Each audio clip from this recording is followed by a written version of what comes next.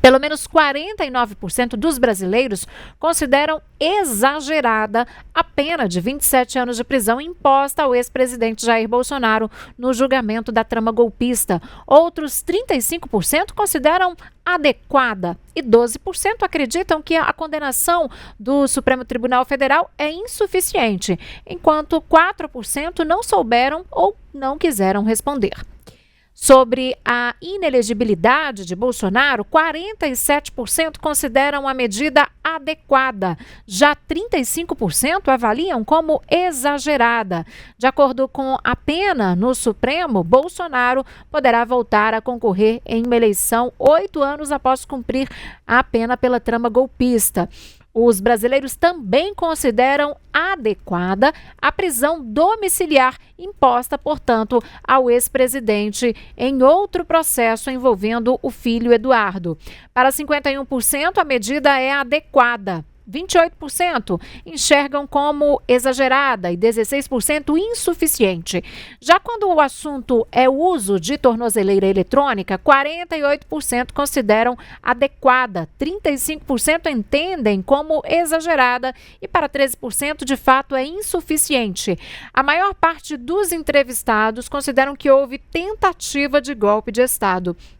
E aí esse número já soma 55%, enquanto 38% dizem que não. Já 54% dos brasileiros dizem que Bolsonaro participou do plano para tentar dar o golpe de Estado. E 34% consideram que o ex-presidente não se envolveu.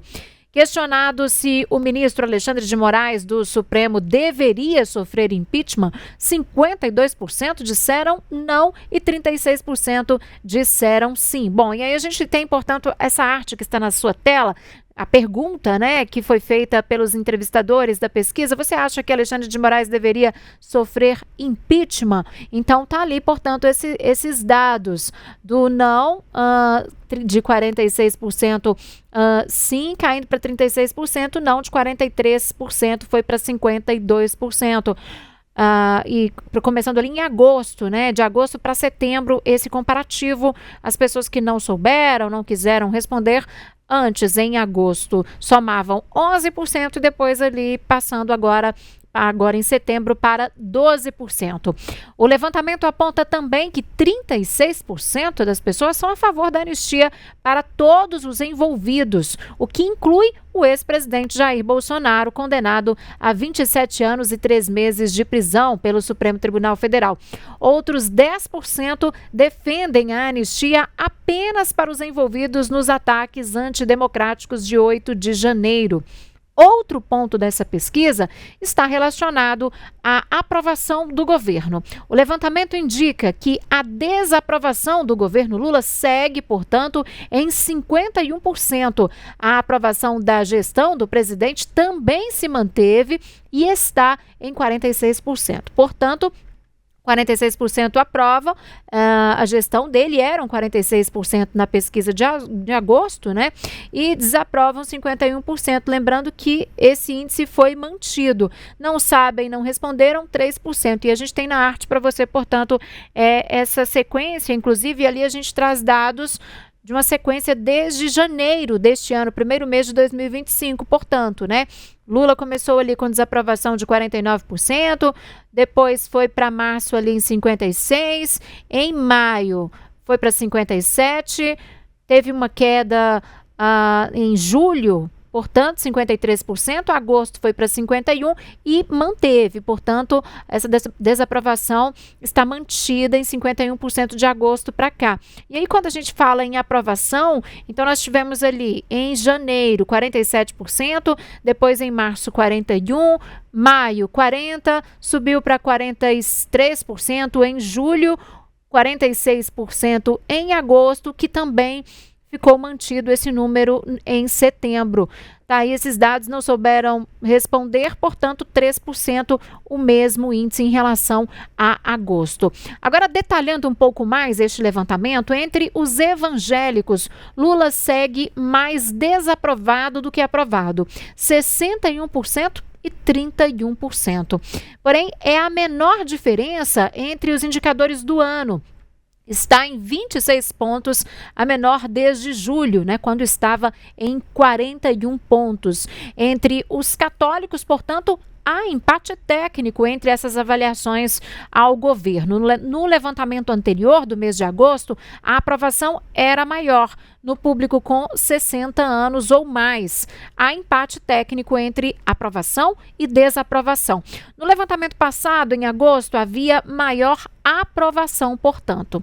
E agora, quando a gente pega a questão de ensino, entre quem tem o ensino médio completo, a desaprovação é maior, chega a 55% em relação à aprovação, que é de 42%. Portanto, uma diferença aí de 13 pontos, mas era de 27% em julho. Essa pesquisa desta quarta-feira, né, a pesquisa foi divulgada hoje, mostra, portanto, que há empate técnico entre aprovação e desaprovação no grupo com renda familiar de 2 a 5 salários mínimos. Antes, a desaprovação era maior. Lembrando a você que essa pesquisa ouviu 2.004 pessoas entre os dias 12 e 14 de setembro, portanto, foi uma pesquisa realizada após o julgamento no Supremo Tribunal Federal. A margem de erro é de 2 pontos para mais ou para menos e tem 95% de nível de confiança. Bom, para a gente falar um pouco mais sobre esse tema, sobre esse assunto, nós convidamos, portanto, Moacir de Freitas Júnior. Moacir, que é professor do Instituto de Ciências Sociais da Universidade Federal de Uberlândia, no Triângulo Mineiro. Professor, boa noite, seja bem-vindo aqui ao Tempo News. Boa noite, agradeço o convite para a gente bater um papo sobre a pesquisa e sobre as questões da política no geral, né? Mas para começar, professor, o que mais te chamou a atenção nesses dados dessa pesquisa divulgada hoje, principalmente relacionado aí à questão do ex-presidente Jair Bolsonaro, em relação às pessoas que concordam, né, com essa condenação do ex-presidente? Olha, acho que no geral, a própria circunstância do julgamento faz com que as pessoas meio que se solidarizem com a condenação, fazem comparações que são indevidas sobre o tamanho da pena, porque compara com outros crimes e tal.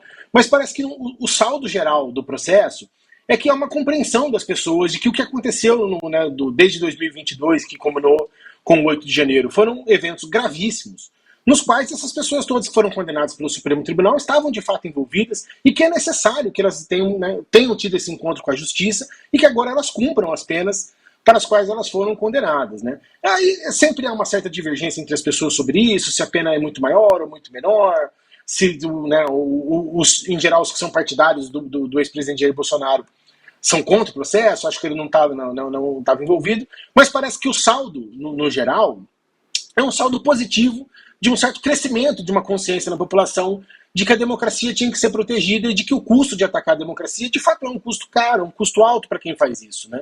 Então, ainda que você que a pesquisa tenha captado nuances diferentes para cada questão, você vê que quando, às vezes a pena é muito alta, mas a condenação não é injusta.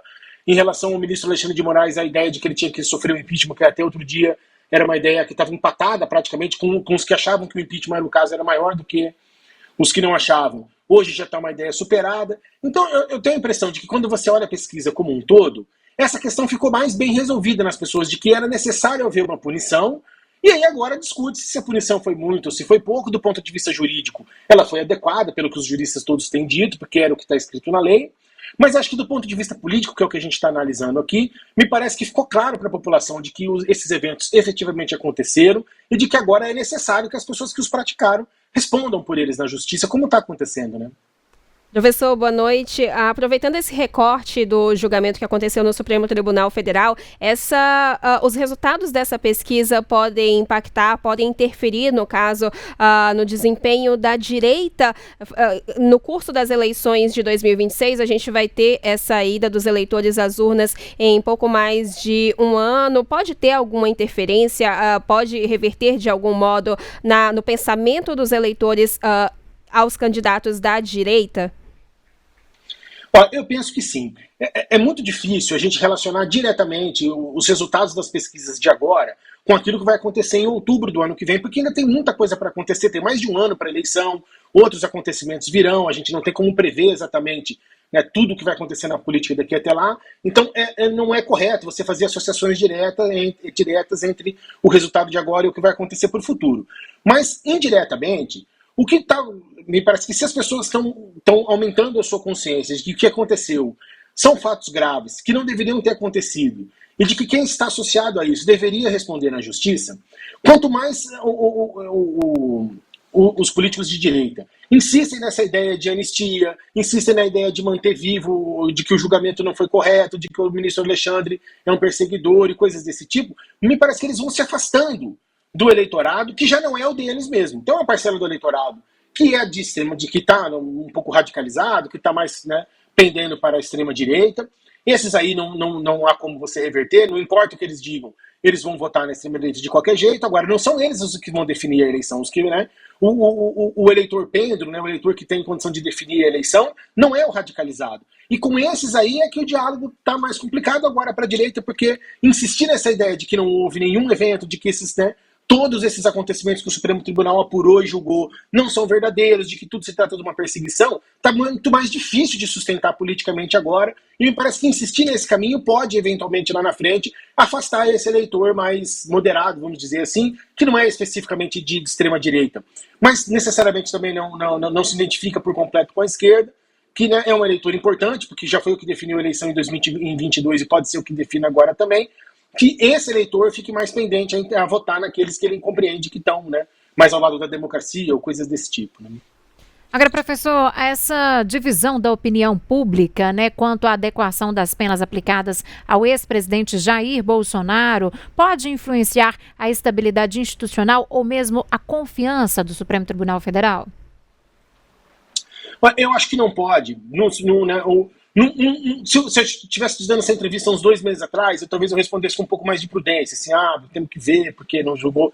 Mas me parece que o saldo do julgamento do Supremo Tribunal Federal, ainda que existam essas divergências em relação à pena, se foi muito, se foi pouco, é muito difícil para as pessoas entenderem, né, a dosimetria das penas. Para nós também é muito difícil, não é um exercício simples de você fazer a conta, e a gente tem que lembrar também que eles não foram condenados por um crime, mas por 5, né? Então é a pena de 24 anos, 27, então é a soma de vários delitos. Então, de fato, é difícil as pessoas fazerem essa conta, porque a tendência de todos nós é comparar esse crime com outros crimes graves que são apenados com menos pena ou de uma maneira diferente e tal. Mas esse não é um bom critério, né? Para você fazer comparação. Crimes são casos separados, são fatos em separado. Para cada um, a lei estabelece previamente as penas, portanto não haveria muito como ser diferente disso. Mas no fundamental, eu acho que o que ficou de saldo do julgamento é que a democracia brasileira saiu mais forte.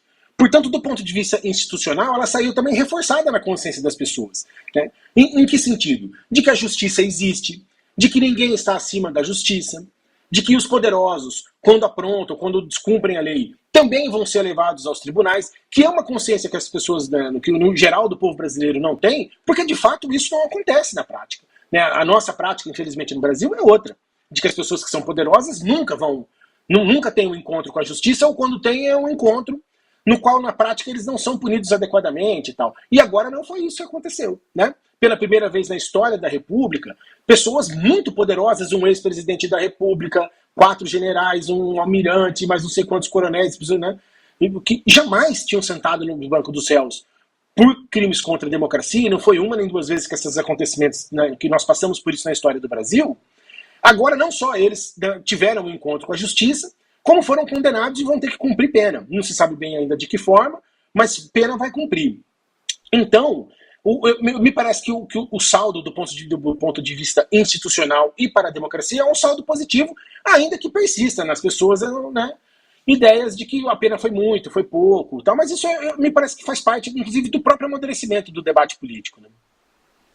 Professor, nesse cenário todo, como que o senhor avalia a discussão da anistia no Congresso Nacional? É algo que pode representar, pode afetar a democracia ou pode ser concedido de forma legítima pelos parlamentares a quem já foi condenado ou possa vir a ser condenado pelos atos de 8 de janeiro de 2023? Me parece que não existe nenhuma forma legítima de você desdizer o que a justiça já disse. Né? Eu sei que o histórico do Brasil é de fazer acertos em relação às questões políticas. Anistia todo mundo e tal. Mas o nosso histórico também é importante a gente olhar para a história quando, né, nesses momentos decisivos. é que todos os envolvidos em atentados contra a democracia que foram perdoados voltaram a atentar contra a democracia pouquíssimo tempo depois, até o dia que eles conseguiram efetivamente atentar contra a democracia e nos colocaram numa ditadura que durou mais de 30 anos. Né? Terminando com o direito da gente se comunicar com, né, coisas como essa que, por exemplo, não poderiam acontecer, o direito ao voto, o direito à manifestação política e tudo mais do que a gente já sabe. Então, a anistia, ao contrário do que né, os partidos de extrema-direita estão querendo colocar, não só não é uma demanda popular, não tem nenhum interesse público, urgência nessa questão, como ela não vai trazer a pacificação social, ela vai trazer a discórdia social. Né? É claro que quando você falando assim no primeiro momento, talvez a gente não consiga se conectar direto com isso, mas o que pacifica a sociedade é cumprir a lei, não é não cumprir a lei. O que deixa as pessoas seguras em relação ao que as leis existem, as instituições funcionam, de que a gente pode confiar, mas também tem que fazer a nossa parte do ponto de vista legal, é a certeza de que as leis vão ser cumpridas. Então, nós estamos vivendo um momento importante de consolidação da democracia no Brasil, das instituições, né, das leis. É um fato histórico importante que a gente não pode desperdiçar agora com essa ideia de anistia. Quem foi condenado? Foi condenado porque efetivamente havia provas. Muito se discute daquelas pessoas que participaram lá dos eventos do 8 de janeiro. A todos foi oferecido um acordo de não persecução penal. Uma parte deles aceitou esse acordo e nem foi preso, portanto a lei foi cumprida. Os outros não aceitaram, preferiram enfrentar o processo. Só tem 10% deles que estão presos. Portanto, a discussão da anistia não é em relação àqueles que participam, né, a esse conjunto da população que participou. A anistia é para liberar os mandantes. É para perdoar. Veja só, os que já cumpriram pena não vão ser perdoados porque era a pena que eles já cumpriram, porque o tempo não volta. A discussão é para que os condenados de agora, os mandantes, os que construíram um plano para assassinar o ministro do Supremo Tribunal Federal, o presidente da República, para que esses aí não respondam pelos seus atos. Então, não tem legitimidade nessa ideia de anistia. E nem ela é uma ideia que vai trazer nenhum tipo de pacificação para nós. O que traz pacificação para a sociedade é a certeza de que a democracia é o caminho, de que as instituições existem e de que a lei vai ser cumprida em relação a todas as pessoas. Não o contrário, né? Agora, professor, seguindo ainda nesse tema da anistia que a Luciane trouxe e trazendo para dentro da questão dessa pesquisa Quest divulgada hoje, né? Os dados dizem que 36% da população brasileira apoiam a anistia geral aos envolvidos ao 8 de janeiro. Qual que é a sua avaliação sobre isso? Se isso pode indicar um esgotamento da população em relação a esse assunto, a esse tema, ou uma simpatia aí com os envolvidos? Me parece que esses 36%, é difícil fazer essa análise assim, né, de bate-pronto, que a gente precisaria ver a pesquisa com os mais dados, e mesmo talvez a pesquisa até perguntar isso. Mas esses 36% já são o eleitorado do Jair Bolsonaro. É o eleitorado da direita, que é um eleitorado que está um pouco calcificado em relação a ele. Portanto, isso não vai mudar. Esses 36% é um número que vai variar um pouquinho. Na pesquisa do Datafolha também foi mais ou menos 36%, era um pouquinho para mais, um pouquinho para menos. Então, esse universo de pessoas são os eleitores que já são eleitores do Jair Bolsonaro, e que, portanto, acham que o julgamento foi injusto. De modo que, para eles, a anistia é o caminho. Né? Afinal de contas, é para perdoar, já que não houve possibilidade de mudar o julgamento, que ao menos se perdoem os envolvidos. Então, são eles que defendem essas ideias de pacificação social através do perdão e coisas desse tipo, que é claro que é uma ideia muito palatável para as pessoas, né? A ideia de que se a gente perdoar, tudo vai ficar bem. Só que, como eu coloquei anteriormente, não vai ficar bem. Mas se você olhar na pesquisa, tanto a da Quest quanto a do Datafolha de segunda-feira, a maioria da população é contra a ideia de anistia. Contra por quê? Porque também está entendendo, cada um a seu modo, de que o que aconteceu é grave e não pode passar de maneira impune. Então, me parece que esses 36% da população são os que refletem mais ou menos o espaço eleitoral da direita. E aí, claro, esses aí têm uma tendência, né, a achar que a anistia é o melhor caminho, mas acho que eles não têm, né, no poder político de impor essa discussão para o conjunto da população. Diferente do Congresso, porque esses já há muito tempo vêm agindo sem perguntar, né, o interesse da população propriamente dito. Professor, agora pegando a parte dessa pesquisa que fala exatamente sobre o governo Lula, a gente tem aqui um número de desaprovação em 51%, a gente pode falar que é maioria, e aprovação em 46%, o número que se manteve estável em relação à última pesquisa. São números que podem preocupar de alguma forma o governo? A gente falou um pouco agora há pouco sobre eleição, que acontece daqui a pouco mais de um ano, ainda é um período longo, mas que já se impõe na política, né? São números que o governo Lula precisa estar preocupado, especialmente se o presidente da República decidir tentar um quarto mandato nas urnas? Sem dúvida, sem dúvida. Quando a gente olha, eu estou procurando aqui para mim o gráfico da evolução, mas vocês já leram ele aí no começo da matéria. Quando você olha a evolução da desaprovação e da aprovação desde janeiro, a gente consegue ter um panorama melhor de que está havendo uma recuperação da aprovação do governo. Mas é uma recuperação que ainda não ultrapassou o limite da aprovação. Então, ao mesmo tempo em que o governo tem um pouquinho de espaço para comemorar o fato de que a avaliação dele não piorou, e de que nessa circunstância política que a gente está vivendo é muita coisa já, porque o país ainda está muito polarizado, né? O Felipe Nunes, que é o proprietário da Quest, tem um livro muito interessante sobre a calcificação do eleitorado, onde ele vai apontando que dos tempos para cá, os eleitores estão tão fixados na ideia de que vão votar no A e no B, que esses números não mudam muito, então isso também prejudica a aprovação do governo, porque os que não gostam do presidente Lula, mesmo se avaliassem que o governo está bom, falariam que o governo está ruim. Mas, enfim, então, ao mesmo tempo em que o governo também pode olhar com bons olhos o fato da aprovação ter crescido e estar estabilizada, tem que olhar com preocupação o fato de que uma parcela importante da população não só está reprovando o governo, como também está alimentando um sentimento de que o governo Lula está chegando ao seu final sem entregar todas as promessas que ele tinha feito. Então é um sentimento de decepção com o governo. Porque havia uma expectativa muito grande de que o presidente Lula ia entregar muito, talvez pelos mandatos anteriores em que ele foi presidente, que, né, de fato as entregas foram muitas, mas as circunstâncias políticas eram totalmente diferentes da de agora. Então esse sentimento está presente na população, de que as coisas não foram exatamente como eram, não tinham sido exatamente como prometido. E aí é claro que isso reflete na aprovação do governo, mesmo quando os números são bons. Os números da economia não estão ruins, a inflação diminuiu, o desemprego é o menor da história, segundo o IBGE, mas mesmo isso não reflete diretamente na avaliação das pessoas, porque a expectativa de que o governo seria um governo de muitas realizações acabou que não se concretizou, já está indo para o último ano. Aí o último ano é mais difícil de fazer grandes realizações, o tempo está acabando, as circunstâncias políticas também não estão permitindo. De modo que esse sentimento, é importante que o governo, né, se tiver interesse em continuar, capte o que as pessoas estão sentindo para poder depois apresentar soluções para isso quando chegar a hora da campanha. Explicar para as pessoas, prestar conta do que fez, do que não fez e explicar por que não fez.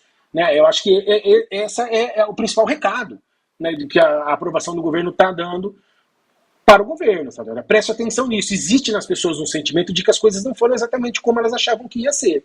E isso, evidentemente, que reflete na hora da escolha do voto, né? A depender de como as coisas vão acontecer daqui um ano, muito bem, esses números podem mudar, né? Não é algo incomum de acontecer. Tá certo. Moacir de Freitas Júnior é professor do Instituto de Ciências Sociais da Universidade Federal de Uberlândia, no Triângulo Mineiro. Muito obrigada, pela sua participação conosco aqui hoje. Até uma próxima. Eu que agradeço. Estou sempre à disposição. Um abraço.